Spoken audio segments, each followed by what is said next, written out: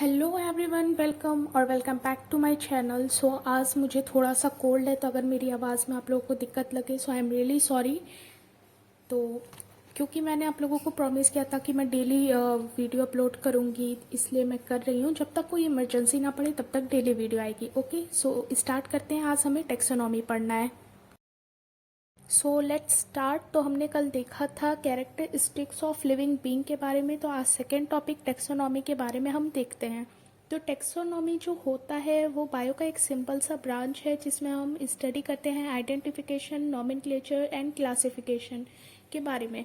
Taxonomy की ज़रूरत हमें क्यों पड़ी? क्योंकि हम डाइवर्सिटी के सिंपल स्टडी कर सकें। डाइवर्सिटी बहुत ज़्यादा है, जैसे 1.7 टू 1.8 मिलियन स्पेशीज़ अब तक डिस्कवर कर जा चुके हैं, लेकिन अर्थ पे 7 टू 8 मिलियन स्पेशीज़ प्रेजेंट है, जो रॉबर्ट का एस्टिमेशन है उसके अकॉर्डिंग। तो इसीलिए हमें ज़रूरत पड़ी, ताकि हम इसे एक फैसिलिटी प्रोवाइड करें, ताकि हम अननोन स्पेशीज़ को इजी वे में आइडेंटिफाई कर सकें। नीट में क्वेश्चन पूछा गया था कि टेक्सोनॉमी का प्रैक्टिकल पर्पस क्या है, तो facilitate the identification of unknown species. जो स्पेशीज़ अननोन है उनको खोजने में मदद करना, ये टेक्सोनॉमी का काम होता है। तो पहली चीज़ आती है आइडेंटिफिकेशन। आइडेंटिफिकेशन में हम जनरल कैरेक्टर्स को देखते हैं किसी भी लिविंग ऑर्गेनिज्म के, चाहे वो कलर हो सकता है, चाहे वो शेप हो सकता है, चाहे वो साइज हो सकता है। दूसरा आता है नॉमेनक्लेचर। नॉमेनक्लेशन नेमिंग के लिए यूज होता है for the basis of identifying character. जो कैरेक्टर हमने आइडेंटिफाई किया है उसके बेसिस पे उसका नेमिंग करना। थर्ड आता है क्लासिफिकेशन। क्लासिफिकेशन में हम किसी भी ऑर्गेनिज्म का ग्रुपिंग करते हैं on the basis of convenient category. जो हमें कन्वीनियंस लगती है उसके अकॉर्डिंग हम उसका क्लासिफिकेशन करते हैं, क्योंकि हम उसका इजी स्टडी कर सकें। नेक्स्ट, नॉमेनक्लेचर के लिए कुछ बुक्स हैं, ICBN, ICZN। ICBN international code of botanical nomenclature, और ICZN में international code for zoological nomenclature. Of और फॉर का हमेशा आप याद रखिएगा कि जूलॉजिकल में फॉर यूज़ होता है, यहाँ मैं लिखना भूल गई हूँ। एंड ये दोनों बहुत इम्पॉर्टेंट है, तो याद रखिएगा। एंड ICBN और ICZN ये दोनों बुक है, कोई ऑथोरिटी या ऑर्गेनाइजेशन नहीं है, ये चीज़ याद रखिएगा। नेक्स्ट है आइडेंटिफिकेशन। आइडेंटिफिकेशन के बारे में हम पढ़ रहे हैं कि आइडेंटिफिकेशन और कैरेक्टराइजेशन, NCERT ने आइडेंटिफिकेशन को पहले तवज्जो दी है, उसके बाद को ले रखा है। तो आइडेंटिफिकेशन और कैरेक्टराइजेशन को ले रखा है। कैरेक्टराइजेशन और आइडेंटिफिकेशन एकदम सेम है, दोनों में हम जनरल कैरेक्टर्स के बारे में डील करते हैं। तो इसमें हम दो टर्म पढ़ रहे हैं, एक सिस्टमैटिक्स और दूसरा बायोसिस्टमैटिक्स। जो सिस्टमैटिक्स है वो सिस्टेमा टर्म से आई है। सिस्टेमा एक लैटिन वर्ड है जिसका मतलब होता है systematic arrangements of organisms. Systematic पहले लीनियस ने दी थी। लीनियस की एक बुक रही है जो सिस्टेमा नेचुरा, जिसमें एनिमल के बारे में डिस्कशन है। ये बहुत इंपॉर्टेंट है, एग्जाम में पूछे जाएगा। सिस्टमैटिक्स में इवोल्यूशनरी रिलेशंस को टच किया गया था, याद रखिएगा। फिर बायोसिस्टमैटिक्स को हम न्यू सिस्टमैटिक्स भी कहते हैं, न्यू सिस्टमैटिक्स भी बोलते हैं। न्यू या न्यू दोनों में से कुछ भी बोल सकते हैं। तो इसमें सबसे पहले हमने देखा सिस्टमैटिक्स एंड देन बायोसिस्टमैटिक, दोनों में ही इवोल्यूशन को टच किया गया। जो इवोल्यूशनरी एस्पेक्ट है ये दोनों में है। डिफरेंस सिर्फ इतना है कि सिस्टमैटिक में एक्सटर्नल कैरेक्टर्स को ज़्यादा तवज्जो दी गई एंड बायोसिस्टमैटिक्स में एक्सटर्नल प्लस इंटरनल दोनों को ऐड किया गया। एक्सटर्नल और इंटरनल दोनों को ही इसमें इंक्लूड किया गया।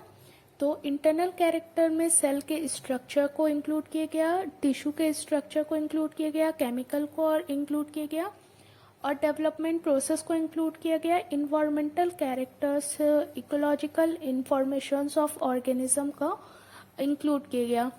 लाइक किसी भी ऑर्गेनिज्म का इसमें इन्वायरमेंटल कैरेक्टर्स इसमें आता है। नेक्स्ट है नॉमेनक्लेचर। नॉमेनक्लेचर लीनियस ने दिया था, और लीनियस बाइनोमियल नॉमेनक्लेचर से बहुत ज़्यादा इंस्पायर थे। प्लांट हो या एनिमल, ये बाइनोमियल नॉमेनक्लेचर से इतना इतना ज़्यादा इफेक्ट थे कि इन्होंने अपने नाम को ही दो उसमें रख लिया। इनका नाम रियल में था कार्ल वॉन लिनियस, लेकिन इन्होंने अपना नाम चेंज करके बाइनोमियल नोमेनक्लेचर। तो सिंपल सा बाइनोमियल नोमेनक्लेचर में दो वर्ड आता है, एक का नाम होता है जेनरिक नेम, एक होता है स्पेसिफिक एपिथेट।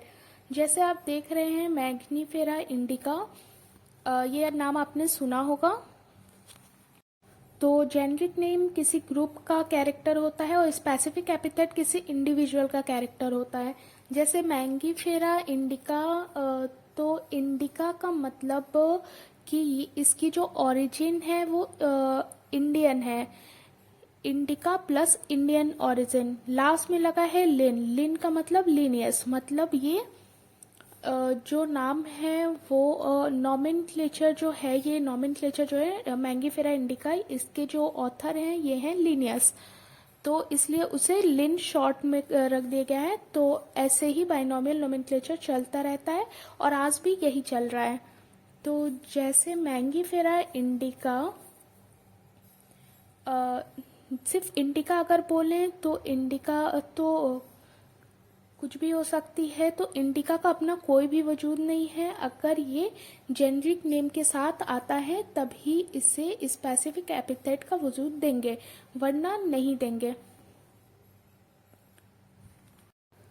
सो इसे लिखने के लिए कुछ रूल्स होते हैं, उन रूल्स को हम इन्हीं रूल्स को हम हर जगह अप्लाई करेंगे। ये रूल्स नीट में आए हुए हैं। पहला है बायोलॉजिकल जो नेम हम लिख रहे हैं, जो साइंटिफिक नेम हम लिख रहे हैं, उसे हम लैटिन में लिखेंगे। लैटिन में लिखेंगे या ग्रीक में लिखेंगे, क्योंकि ये डेड लैंग्वेज होते हैं और जब लिखे जाते हैं तो इटैलिक्स में लिखे जाते हैं। चाहे ये ओरिजिन कहीं के भी हो, अगर अमेरिका का भी है या इंडिया का भी है तो ये इटैलिक्स फॉर्म में ही लिखा जाता है। सेकंड रोल है, जो इसका फर्स्ट वर्ड होता है वो जीनस होता है, जैसा आपने देखा। एंड जो सेकंड होता है वो स्पेसिफिक एपिथेट होता है, जैसे कि आपने देखा। तो जब हम हाथ से लिखते हैं, ये थर्ड रूल है, तो ये अंडरलाइन होगा, और जब प्रिंट करेंगे तो ये इटैलिक्स में प्रिंट करेंगे। सिंपल सा रूल है। तो फोर्थ जो रूल है, वो जो फर्स्ट वर्ड होता है वो कैपिटल होता है, एंड जो सेकंड होता है वो स्मॉल में होता है हमेशा। तो रूल बहुत सिंपल है। एंड नोमेनक्लेचर के बाद हम बढ़ते हैं क्लासिफिकेशन पे। तो इसके बारे में हम थर्ड में पढ़ेंगे, जो चैप्टर थर्ड में जो एल्गी वाला टॉपिक है, तो उसमें क्लासिफिकेशन आर्टिफिशियल भी होती है, नोमेनक्लेचर भी होती है। तो थर्ड चैप्टर में अच्छे से दिया हुआ है पूरा एक पैराग्राफ। तो अब आगे देखते हैं। तो टेक्सोनॉमी के बाद हम देख रहे हैं टेक्सोनॉमिकल कैटेगरीज। नीट के लिए बहुत बहुत इंपॉर्टेंट टॉपिक है। अगर इससे क्वेश्चन की प्रोबेबिलिटी देखें तो देखते हैं ये बहुत ज़्यादा अच्छा है। तो टेक्सोनॉमिकल कैटेगरीज टोटल 7 होते हैं। इसे ब्रॉड कैटेगरीज भी बोला जाता है और ऑब्लिगेट कैटेगरीज भी बोला जाता है। तो ये टोटल 7 है, kingdom, division, class, order, family, genus, और नेक्स्ट है लास्ट स्पेशीज। तो ये टोटल 7 होते हैं। तो अगर टोटल 7 को इंक्लूड कर दिया जाए तो इसे टेक्सोनॉमिकल हायरार्की बोला जाता है। अगर सारे को इंक्लूड कर दिया जाए तो टोटल को कॉन्स्टिट्यूट करके इसे टेक्सोनॉमिकल हायरार्की बोलते हैं, और हर एक को टेक्सोनॉमिक कैटेगरीज। इसमें एक छोटा सा डिफरेंस है कि अगर डिवीजन कर रहे हैं तो प्लांट्स के लिए, और फाइलम कर रहे हैं तो एनिमल्स के लिए। जैसे एग्जाम्पल ह्यूमन, ह्यूमन एक एनिमल है तो उसमें फाइलम यूज होगा तो कॉर्डेटा। तो इसमें दो है, एक लेफ्ट साइड का एक राइट साइड का। इस चार्ट से ही आपका पूरा हर चीज़ क्लियर हो जाएगा। जो लेफ्ट में है वो कैटेगरीज है, जो राइट में है वो टेक्सा है। तो टेक्सा प्लूरल होता है एंड टेक्सॉन सिंगुलर। तो मैमेलियन टेक्सॉन है, और हर एक चीज़ टेक्सॉन है इसमें, और इसमें हर एक चीज़ कैटेगरी है। तो एनसीईआरटी में एक लाइन लिखी हुई है कि taxa can indicate categories at very different level. तो ये बात बिल्कुल सही है कि जो टेक्सा है इधर का वो हर एक लेवल पे डिफरेंट होती चली जा रही है कैटेगरीज के अकॉर्डिंग। तो ये बात बिल्कुल सही है। ओके, तो जो कैटेगरीज है वो हमेशा फिक्स होती है, और जो टेक्सा है वो चेंज होता रहता है।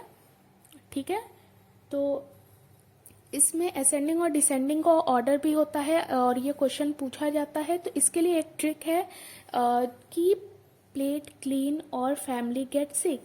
और आप मतलब इस टाइम मैक्सिमम लोग इस चीज़ से रख रहे हैं कि keep pot clean otherwise family get sick, तो आप वैसे भी कर सकते हैं। तो K for kingdom, P for phylum, C for class, O for order, F for family, G for genus, S for species. इसमें एक ऑर्डर के बारे में पूछा जाता है कि चलो ठीक है, हम ऊपर से नीचे की ओर अगर आ रहे हैं तो ऊपर तो लार्जेस्ट ग्रुप है एंड नीचे स्मॉल ग्रुप है, तो ये डिसेंडिंग ऑर्डर में हम इसमें नीचे आ रहे हैं। तो डिसेंडिंग ऑर्डर में हम अगर ऐसे आते हैं तो कॉम्प्लेक्सिटी धीरे धीरे घटती चली जाती है। सबसे ज़्यादा कॉम्प्लेक्सिटी होगी टॉप लेवल पे एंड देन वो घटते हुए नीचे चली आती है। और अगर सिमिलैरिटी की बात है तो वो स्पेशीज़ में सबसे ज़्यादा बढ़ती चली जाती है। जैसे होमो सैपियंस है तो यहाँ पे सिमिलैरिटीज़ बहुत ज़्यादा होंगी एंड यहाँ की स्पेशीज़ जो भी होगी उनकी सिमिलैरिटीज़ बहुत ज़्यादा होगी। अगर पूछा जाए कि 7 कैटेगरीज है, इसमें यूनिट ऑफ क्लासिफिकेशन कौन है, तो वो 7 के 7 हो सकते हैं। लेकिन अगर बेसिक यूनिट ऑफ क्लासिफिकेशन पूछा जाए तो वो स्पेशीज़ है। ये नीट में क्वेश्चन आया है, ओके। तो अब बात करते हैं स्पेशीज़ के बारे में। स्पेशीज़ के बारे में 2 इम्पॉर्टेंट लाइन मैं बोल रही हूँ, दोनों को गौर से सुनिएगा और मोर करेक्ट कौन है वो बताइएगा।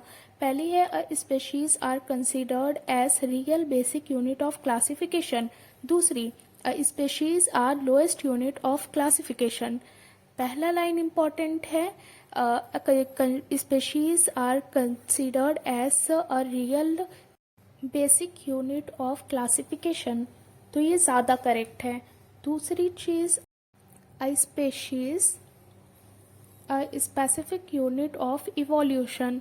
ये दोनों बातों को याद रखिएगा, AIPMT में पूछा गया था बहुत ही पहले। स्पेशीज़ के बारे में जानते हैं कि ग्रुप ऑफ इंडिविजुअल ऑर्गेनिज्म जिसमें फंडामेंटल सिमिलैरिटीज़ हो उसे हम स्पेशीज़ कहेंगे, और आपस में वो इंटरब्रीड करते हो तो उसे हम बायोलॉजिकल स्पेशीज़ बोलते हैं। जैसे कि अर्नेस्ट मेयर ने अपने डेफिनेशन में कहा था, जो कि हमने पिछले पार्ट में देखा था, कि जो ये बहुत इम्पॉर्टेंट कॉन्सेप्ट है कि एक जीनस के पास एक से ज़्यादा स्पेसिफिक एपिथेट हो सकते हैं। जैसे कि हम एग्जांपल देख रहे हैं पैंथरा लियो, पैंथरा टाइग्रिस, पैंथरा पार्डस। तो जीनस एक है और स्पेशीज सब स्पेसिफिक एपिथेट एक से बहुत ज़्यादा है, एक से ज़्यादा है। तो यहाँ तो 3 अलग अलग हैं। और यहाँ पे बाकी कुछ NCERT के एग्जाम्पल हैं, पोटैटो, मकई, और तो ये आप एग्जाम्पल बिल्कुल याद रखेंगे। नेक्स्ट आता है अब जीनस। तो जीनस क्या होता है? ग्रुप ऑफ रिलेटेड स्पेशीज़ को हम जीनस बोलते हैं। जैसे कि हम यहाँ पे एक इम्पॉर्टेंट चीज़ देख रहे हैं, कैरेक्टर अगर पूछा जाए कि स्पेशीज़ या जीनस में किसके पास ज़्यादा कैरेक्टर्स होते हैं तो हम जीनस को बोलेंगे। ये क्वेश्चन आया हुआ है नीट में। नेक्स्ट, कैरेक्टर एग्रीगेशन स्टार्ट हो जाता है जीनस से, मतलब जो कैरेक्टर होता है वो एग्रीगेट होने लगते हैं, एक से ज़्यादा कैरेक्टर जो मिलते जुलते लगते हैं वो जीनस में स्टार्ट हो जाते हैं। नेक्स्ट है फैमिली। फैमिली में जो प्लांट स्पीशीज़ होती है तो वो प्लांट स्पीशीज़ को कैरेक्टराइज करते हैं वेजिटेटिव और रिप्रोडक्टिव फीचर पे, जिसमें फैमिली के बारे में चीज़ है। एग्जाम्पल याद रखिएगा, बहुत इंपॉर्टेंट है। अब ऑर्डर पॉलीमोनियल्स, कॉन्वोलेसी, सोलेनेसी फैमिली आती है। कार्निवोरा में फेलिडी और कैनिडी फैमिली आती है, याद रखिएगा, इंपॉर्टेंट। लास्ट मेमेलिया, कार्निवोरा और प्राइमेटा और आता है। और फाइलम कॉर्डेटा में जो हम जानते हैं मैमल, सेव, सेप्टाइल, एम्फीबिया, ये सब आता है। किंगडम में एनिमेलिया और प्लांटी, 2 ही किंगडम होते हैं। और ये बहुत इंपॉर्टेंट है, ये बहुत इंपॉर्टेंट चार्ट है NCERT का, इससे क्वेश्चन पूछा जाता है, ये बहुत इंपॉर्टेंट है, इसे वेरी इंपॉर्टेंट मार्क करें। एंड इसमें 4 एग्जाम्पल दे रखे हैं, मैन, हाउस फ्लाई, मैंगो और वीड। ये कॉमन नेम है, फिर biological name, genus, family, order, class, और इसमें दे रखा है कि ये फाइलम है या डिवीजन है। तो जो मैन का है वो होमो सैपियंस, ये सब लोग जानते हैं। House fly Musca domestica, mango Mangifera indica, wheat Triticum aestivum. अगर इसमें तुलसी पूछा जाए तो तुलसी का ऑस्टिमम सैटिवम होता है, ये याद रखिए। तो तुलसी का जो फैमिली है वो फैमिली लेमिएसी होती है और ऑर्डर लेमियल्स होता है। पुरानी एनसीईआरटी में था इसलिए मैंने मेंशन कर दिया है, शायद पूछ लें। मैन का जो जीनस है वो आप लोग जानते हैं, जो पहला वर्ड होता है वो जीनस होता है। एंड नेक्स्ट है फैमिली। फैमिली जो बनी होती है वो जनरली वो जीनस पे बेस होती है। जैसे आप दो में देखेंगे तो होमो तो होमोनिडी, मस्का तो मॉस्किडी हो गया, मैंजीफेरा है तो ये चेंज है एनाकार्डिएसी, वीट का फैमिली पोएसी, वीट का इम्पॉर्टेंट है। आप यहाँ पे जो प्लांट का देख रहे हैं जो सेफिक्स लगी हुई है, और वीट में भी एक सफिक्स लगी हुई है CEAE। और जो आप एनिमल देख रहे हैं मैन और हाउस फ्लाई, उसमें AE लगा है DAE। तो इससे आप डिटेक्ट कर सकते हो कि माना कि ऐसा कोई आपको फैमिली का एग्जांपल देख रखा है जो आपको नहीं पता, तो आप उसे डिटेक्ट कर सकते हैं कि वो फैमिली है कि ऑर्डर है कि क्लास है या जीनस है। नेक्स्ट आता है ऑर्डर। मैन का Primata, Diptera and Poales and Sapindales and class Mammalia, insect, dicot, monocot, ऐसे करके ये टेबल आप बिल्कुल बिल्कुल लर्न कर लीजिए, बहुत इंपॉर्टेंट है, इससे एक क्वेश्चन फिक्स है कि आएगा। तो यहाँ पे हमारा ये टॉपिक ख़त्म होता है। एंड सॉरी अगर आपको वॉइस में कोई भी दिक्कत आई हो, मुझे कोल्ड हुआ है।